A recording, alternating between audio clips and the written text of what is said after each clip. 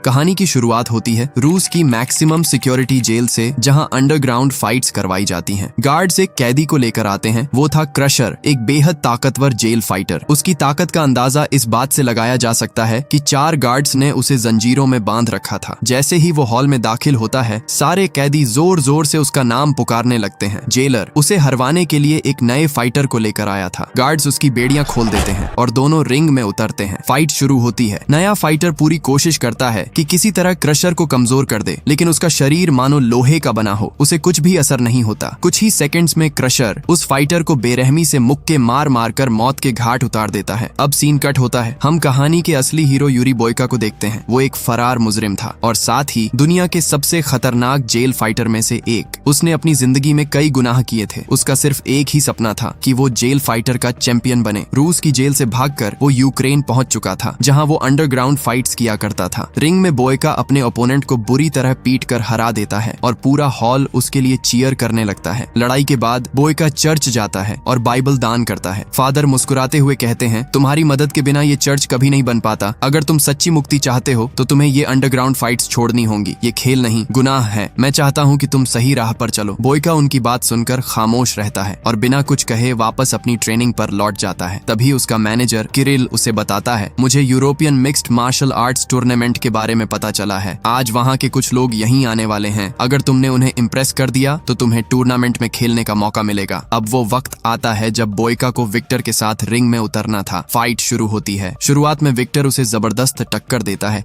लेकिन आखिर में बोयका का जुनून और ताकत हावी हो जाते हैं। वो विक्टर के चेहरे पर जोरदार किक मारता है। विक्टर जमीन पर गिर जाता है। उसका माउथ गार्ड बाहर निकल जाता है। वो दोबारा उठकर हमला करने की कोशिश करता है, मगर बोयका के एक मुक्के से वो फिर नीचे जा गिरता है। बोयका उससे कहता है, give up Victor, it's over. लेकिन विक्टर गुस्से में फिर हमला करता है और इस बार बोयका के एक जबरदस्त पंच से वो बेहोश होकर गिर पड़ता है। बोयका जीत जाता है। चारों तरफ उसका नाम गूंजता है। टूर्नामेंट के एजेंट्स उसके पास आते हैं। 2 हफ्ते बाद टूर्नामेंट शुरू होगा। अगर तुम जीत गए तो तुम्हारी जिंदगी बदल जाएगी। किरिल उसे जीत के पैसे देता है। बोयका घर लौटने लगता है, लेकिन विक्टर को फाइट के दौरान गंभीर चोट आई थी। उसे अस्पताल ले जाया गया, लेकिन वो बच नहीं पाया। बोयका को ये बात अंदर से तोड़ देती है। रात भर उसे नींद नहीं आती। उसे फादर की बात याद आती है, अगर तुमने सही रास्ता नहीं चुना तो गॉड भी तुमसे नाराज हो जाएंगे। अगले दिन वो किरिल से पूछता है, विक्टर कैसा है? किरिल भारी मन से कहता है, उसके दिमाग पर गहरी चोट लगी थी, वो अब नहीं रहा, लेकिन तुम्हारा इसमें कोई कसूर नहीं। हर फाइटर जान दांव पर लगाकर ही रिंग में उतरता है। बोयका की आंखें भर आती हैं। वो पूछता है, क्या उसका कोई परिवार था? किरिल उसे विक्टर का बैग थमा देता है। बोयका बैग खोलता है। अंदर से उसे एक खत मिलता है जो विक्टर की वाइफ अल्मा ने लिखा था। खत पढ़ते ही बोयका का दिल टूट जाता है। उसे एहसास होता है कि उसने एक आदमी ही नहीं, एक पूरे परिवार को उजाड़ दिया। बोयका फैसला करता है कि वो अल्मा से मिलने रशिया जाएगा और किसी भी तरह अपनी गलती सुधारने की कोशिश करेगा। रूस में विक्टर का अंतिम संस्कार चल रहा था। बहुत से लोग वहाँ इकट्ठा हुए थे। शहर का सबसे बड़ा गुंडा जोराब भी वहाँ आया था। वो खामोशी से देख रहा था। उसके दिल में अल्मा के लिए एक अजीब सी दिलचस्पी जग चुकी थी। जोराब ने अल्मा के पास जाकर कहा, तुमने विक्टर के साथ मिलकर मुझसे बहुत पैसे उधार लिए थे। मुझे नहीं लगता कि तुम उसे चुका पाओगी। अगर तुम मेरी हो जाओ तो मैं तुम्हारी सारी परेशानियां दूर कर दूंगा। अल्मा ने कड़ी आवाज में जवाब दिया, मेरे पति के अंतिम संस्कार पर तुम ऐसी बातें कैसे कर सकते हो? क्या तुम्हें गॉड का थोड़ा सा भी खौफ नहीं? जोराब ने नरमी का नाटक किया, मैं बस तुम्हारी मदद करना चाहता हूँ। फिर वो वहाँ से चला गया। वहीं किरिल बोयका को नकली पासपोर्ट देता है। तुम्हें एक लोकल बस में बैठकर रशिया जाना होगा। बस बॉर्डर पार करके एक मिलिट्री चेक पॉइंट से होकर जाना है। वहाँ इंटरनेट नहीं होगा। अगर तुमने कोई गड़बड़ नहीं की तो किसी को तुम्हारी असलियत का पता नहीं चलेगा। बोयका नकली पहचान के साथ मिनी बस में बैठता है। चेक पॉइंट पर एक फौजी पूछताछ करता है। बोयका अपने फर्जी कागजात शांति से पेश कर देता है। फौजी को कोई शक नहीं होता और बोयका रशिया में पहुंच जाता है। वह होटल में अपना सामान रखकर खत में लिखे पते पर अल्मा से मिलने कम्युनिटी सेंटर जाता है। वहाँ कई अनाथ बच्चे थे। अल्मा उनका ख्याल रखा करती थी। अचानक जोराब के गुंडे आकर अल्मा को जबरदस्ती गाड़ी में बैठाकर ले जाते हैं। अल्मा जाते हुए एक पल के लिए बोयका को देखती है। बोयका कम्युनिटी सेंटर के गार्ड से पूछकर जोराब के अंडरग्राउंड फाइटिंग क्लब तक पहुंचता है। वहाँ अल्मा वेटर की तरह काम कर रही होती है। लोगों को शराब सर्व किया करती थी। अल्मा बोयका को देखकर चौंकती है। वो पूछती है, आप कौन हैं और आप मेरा पीछा क्यों कर रहे हैं? बोयका धीरे से विक्टर के बारे में बताना शुरू करता है, लेकिन तभी जोराब का सीनियर गार्ड स्लावा बीच में आ जाता है। स्लावा अल्मा को वहाँ से सुरक्षित निकालता है और बोयका को होटल के बाहर ले जाकर घेरता है। सीसीटीवी स्क्रीन पर जोराब बोयका को देख रहा था। उसने अपने गुंडों को हुक्म दिया, बोयका पर हमला करो। गुंडे टूट पड़े, पर बोयका ने एक एक करके उन्हें हरा दिया। स्लावा ने बंदूक निकालकर बोयका बोयका को डराने की कोशिश की। बोयका ने तेजी से बंदूक छीन ली और स्लावा को भी जमीन पर धकेल दिया। तभी जोराब खुद आया और बोला, तुम बहुत अच्छा लड़ते हो, यह मेरा क्लब है और मैं चाहता हूँ कि तुम मेरे लिए लड़ो। बोयका ने साफ कहा, मैं यहाँ लड़ने नहीं आया, मैं अल्मा से बात करने आया हूँ। जोराब ने कड़वाहट से कहा, मेरी इजाजत के बिना कोई अल्मा के पास नहीं जा सकता। मैंने इस शहर के साथ साथ उसे भी अपने कब्जे में ले लिया है। अगर तुम फिर उसके पास आए तो मैं तुम्हें जिंदा नहीं छोड़ूंगा। बोयका ने देखा वहाँ काफी सारे हथियारों से लेस गुंडे थे। एक अकेला वह इन सब का सामना नहीं कर सकता था, इसलिए वो चुपचाप वहाँ से निकल गया। जोराब ने स्लावा को हुक्म दिया, इस आदमी पर नजर रखो। स्लावा ने आदेश मान लिया। बोयका को अपनी पुरानी लड़ाइयों के सपने आते हैं, तेज, डरावने और खतरनाक। वह डर के मारे जाग जाता है। अगली सुबह बोयका फिर कम्युनिटी सेंटर लौट आता है। गार्ड उसे रोकने की कोशिश करता है। बोयका ने एक मुक्का मारकर उसे बेहोश कर दिया। वो अल्मा के पास जाकर विक्टर का खत थमाता है। अल्मा समझती है कि वो विक्टर का दोस्त है जो दूर से बस खत देने आया है। वो बोयका का शुक्रिया अदा करती है। बोयका पूछता है, क्या तुम्हारा बॉस जोराब तुम्हें परेशान करता है? अल्मा ने बताया, विक्टर और मैंने जोराब से कर्ज लिया था ताकि हम इन अनाथ बच्चों की मदद कर सकें। अब उधार चुकाने के लिए मैं जोराब के लिए काम करती हूँ। फिर अल्मा ने पूछा, क्या तुमने विक्टर की आखिरी फाइट देखी थी? बोयका घबराते हुए बोला, विक्टर ने अपनी आखिरी लड़ाई मुझसे लड़ी थी और उसके बाद वह चला गया। ये सब एक हादसा था। मैं उसकी कमी पूरी नहीं कर सकता, पर अगर मैं तुम्हारी किसी काम आ सकूं तो मुझे खुशी होगी। बोयका ने वही पैसे निकालकर अल्मा को दे दिए, वो पैसे जो उसने विक्टर के खिलाफ फाइट जीतकर जीते थे। अल्मा गुस्से से बोली, तुमने पैसों के लिए ही मेरे पति की जान ली होगी। मुझे तुम्हारे पैसों की जरूरत नहीं। अब यहाँ से चले जाओ और अपनी शक्ल फिर मत दिखाना। बोयका चुपचाप वहाँ से चला जाता है। जोराब अपने फाइटिंग क्लब के लिए नए फाइटर्स की तलाश में था, लेकिन उसे कोई अच्छा फाइटर नहीं मिल रहा था। तभी बोयका वहाँ आता है। उसने एक गार्ड को एक ही मुक्के में गिरा दिया और पूछा, अल्मा ने तुमसे कितने पैसे उधार लिए थे? जोराब मुस्कुराते हुए कहता है, तुम्हारा अल्मा से कोई लेना देना नहीं। अपनी पूरी जिंदगी की कमाई से भी तुम उसका कर्ज नहीं चुका सकते। बेहतर होगा शहर छोड़ दो, वरना मारे जाओगे। बोयका जवाब देता है, मैं एक सौदा करना चाहता हूँ। मैं तुम्हारे लिए फाइट करूंगा और बदले में तुम अल्मा का कर्ज माफ करके उसे आजाद कर दोगे। जोराब कहता है, ठीक है, तुम्हें मेरे लिए 3 फाइट्स करनी होंगी और अगर तुमने मेरे चैंपियन को हरा दिया तो मैं अल्मा का कर्ज माफ कर दूंगा। बोयका कहता है, मैं तैयार हूँ, लेकिन मुझे हर फाइट के बाद 1 दिन का आराम और ट्रेनिंग की जगह चाहिए। जोराब उसे उसके असली नाम से बुलाता है, यूरी बोयका। वो हैरान रह जाता है कि जोराब को उसकी असलियत कैसे पता चली। जोराब कहता है, ये मेरा शहर है बोयका, यहाँ कोई मुझसे छुप नहीं सकता। पुलिस की चिंता मत करो, मेरे रहते वो तुम्हारा कुछ नहीं बिगाड़ सकते। स्लावा पूछता है, बॉस आप इस आदमी के पीछे वक्त क्यों बर्बाद कर रहे हैं? जोराब कहता है, हैरानी की बात है कि तुम यूरी बोयका को नहीं जानते, लेकिन जल्द ही जान जाओगे। थोड़ी देर बाद अल्मा बोयका से मिलने आती है। वो कहती है, क्या तुम्हें लगता है कि फाइट्स जीतकर तुम मुझे खरीद लोगे? मुझे तुम्हारी मदद और पैसों की कोई जरूरत नहीं, बस मुझे अकेला छोड़ दो। बोयका कहता है, मुझे तुमसे कुछ नहीं चाहिए। विक्टर की मौत मेरी वजह से हुई। मैं अपनी गलती सुधारने के लिए यह सब कर रहा हूँ। मैं तुम्हारे साथ खुद को भी बचाने आया हूँ। अल्मा को यकीन नहीं होता और वो वहाँ से चली जाती है। बोयका पास के जिम में जाकर ट्रेनिंग करने लगता है। एक आदमी उसे परेशान करने की कोशिश करता है, लेकिन बोयका की एक किक से वो नीचे गिर जाता है। रात को बोयका जोराब के क्लब में जाकर बोरिस से फाइट करता है। बोरिस उसका मुकाबला नहीं कर पाता और बोयका ने उसकी गर्दन पकड़ ली, जिससे उसने हार मान ली। जोराब के कहने पर अल्मा बोयका को पानी देती है। बोयका पूछता है, क्या यहाँ आसपास कोई ऐसी जगह है जहाँ मैं शांति से ट्रेनिंग कर सकूं? अल्मा कहती है, 5 मिनट की दूरी पर एक जिम है, वहाँ तुम आराम से प्रैक्टिस कर पाओगे। बोयका कहता है, मैं वहाँ जा चुका हूँ, लेकिन वहाँ बेवकूफों की कमी नहीं, वो मेरी ट्रेनिंग में रुकावट डालते हैं। अल्मा कहती है, कल कम्युनिटी सेंटर आ जाना, वहाँ तुम्हें ट्रेनिंग करने की जगह मिल जाएगी। अगले दिन बोयका कम्युनिटी सेंटर पहुँचता है। अल्मा उसे विक्टर के पुराने ट्रेनिंग रूम में छोड़कर चली जाती है। बोयका ट्रेनिंग शुरू करता है। कुछ देर बाद अनाथ बच्चे वहाँ आकर उसे देखने लगते हैं। अल्मा उन्हें वहाँ से जाने को कहती है, लेकिन बोयका मुस्कुराकर कहता है, उन्हें रहने दो, शायद इन्हें भी कुछ सीखने को मिले। अगली रात बोयका ने एक साथ ओजीरो और उसके भाई से लड़ाई की। शुरुआत में उसे काफी परेशानी हुई, लेकिन धीरे धीरे वह दोनों पर हावी होने लगा और ओजीरो पर जोरदार हमला कर दिया। मौके का फायदा उठाकर ओजीरो के भाई ने चुपके से बोयका की पीठ पर जोरदार लात मारी, जिससे उसकी पीठ में मोच आ गई और उसे बहुत तेज दर्द हुआ। अल्मा की ओर देखकर बोयका ने दर्द सह लिया और फिर तेजी से ओजीरो और उसके भाई को मात दे दी। दोनों बेहोश होकर जमीन पर गिर पड़े और बोयका ने यह फाइट जीत ली। जोराब हैरान रह गया, क्योंकि उसे उम्मीद नहीं थी कि बोयका एक साथ 2 फाइटर्स को हरा पाएगा। जोराब ने रशियन जेल ऑफिसर को पैसे देकर कहा कि क्रशर को यहाँ लाया जाए। ऑफिसर ने चेतावनी दी कि क्रशर एक खतरनाक मुजरिम है और उसे फिर से जेल से बाहर नहीं निकाला जा सकता। पिछली बार भी उसकी नौकरी खतरे में पड़ गई थी, इसलिए वह अब ऐसी गलती नहीं करेगा। जोराब ने कहा कि अगर ऑफिसर क्रशर को यहाँ ला दे तो उसे पैसे के साथ फरार मुजरिम यूरी बोयका भी मिल जाएगा। बोयका के बारे में सुनकर ऑफिसर ने राजी होकर क्रशर को लाने का वादा कर दिया। फाइट के बाद बोयका कम्युनिटी सेंटर में जाकर ट्रेनिंग करने लगा। उसका पूरा बदन दर्द कर रहा रहा था, फिर भी वह लगातार ट्रेनिंग करता रहा। अल्मा आई और बोली कि विक्टर भी अक्सर फाइट के बाद ही ट्रेनिंग किया करता था। उसका कहना था कि जब मांसपेशियां दर्द करती हैं तो वही ट्रेनिंग के लिए सबसे अच्छा वक्त होता है। वो उसके लिए मरहम लाई थी जिससे उसकी पीठ को आराम मिलेगा। बोयका अपने हाथों से मरहम नहीं लगा पा रहा था, इसलिए अल्मा ने उसकी पीठ पर मरहम लगाया। अल्मा ने कहा कि तुम्हें मेरे लिए लड़ने की जरूरत नहीं है, मैं चाहती हूँ कि तुम ये शहर छोड़कर चले जाओ। बोयका ने पूछा कि वह खुद शहर क्यों नहीं छोड़ती, इतनी दूर चली जाओ कि जोराब तुम्हें ढूंढ भी ना पाए। अल्मा ने कहा कि अगर वह चली गई तो कम्युनिटी सेंटर के बच्चे रास्ता भटक कर गुंडे और माफिया बन जाएंगे। शायद बोयका को इस बात की गंभीरता का अंदाजा नहीं है। वह गुस्से में वहां से चली गई। जोराब ने अल्मा को विक्टर की मौत के बारे में गलत तरीके से भड़काया और बोयका के खिलाफ कर दिया और उसे किस करने की कोशिश की, लेकिन अल्मा ने उसे रोक दिया। जोराब ने धमकी दी कि अगर बोयका फिर आया तो वह उसे जिंदा नहीं छोड़ेगा और वहां से चला गया। अगले दिन अल्मा बोयका के कमरे में आई और उसने पूछा कि उस रात विक्टर के साथ क्या हुआ। वह चाहती थी कि बोयका उसकी आंखों में देखकर कहे कि वह सिर्फ एक हादसा था और उसने विक्टर को जानबूझकर नहीं मारा। बोयका ने कहा कि उसने जिंदगी में बहुत बुरे काम किए हैं और इसी वजह से वह लंबे समय तक जेल में रहा। शुरुआत से ही चैंपियन बनना मेरा सपना रहा है, पर मैंने कभी भी विक्टर को खत्म करने के बारे में नहीं सोचा। वह जानता है कि उसकी मदद से विक्टर वापस नहीं आएगा, पर उसे अपनी गलती का गहरा पछतावा है और वह अल्मा को आजाद करके रहेगा। अल्मा रोते हुए वहां से चली गई। रात को बोयका जोराब के खास फाइटर ईगोर से लड़ा। ईगोर ने लगातार बोयका की पीठ पर वार करके उसकी हालत बिगाड़ने की कोशिश की। बहुत दर्द के बावजूद बोयका ने अल्मा की खातिर दर्द सहते हुए ईगोर को हराने की लड़ाई जारी रखी। अंत में ईगोर बेहोश होकर जमीन पर गिर पड़ा। भीड़ बोयका के लिए चीयर करने लगी और अल्मा खुशी से रो उठी। बोयका को अब यूक्रेन लौटने के लिए मिनी बस में बैठना था, लेकिन जोराब ने उसे रोक लिया और कहा कि तुमने बहुत अच्छी लड़ाई लड़ी है, अब तुम्हें मेरे असली चैंपियन को हराना होगा। बोयका गुस्से में बोला कि मैंने तुम्हारे चैंपियन ईगोर को हरा दिया है, अब तुम्हें और क्या चाहिए। जोराब ने कहा कि ईगोर उसका असली चैंपियन नहीं है। अगर बोयका असली चैंपियन को नहीं हराता तो वह अल्मा को आजाद नहीं करेगा और उसे बेच देगा। बोयका के पास और कोई रास्ता नहीं था, इसलिए वो लड़ने के लिए मान लिया।